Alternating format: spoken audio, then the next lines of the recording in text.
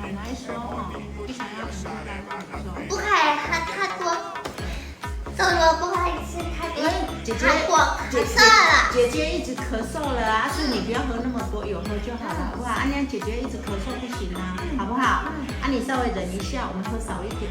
好，啊，下次来再喝，好不好？不好意思啦，因为奶奶说她生病了哦，这样不好。啊，咳嗽了。啊，对，咳嗽了啊，所以好，甜的不要吃太多。哦啊，然后再来就是奶奶有开设，姐姐就是她，就是如果是你遇到就是竞选本人。你就不要勉强的去帮他们解，让他们自己去疗愈。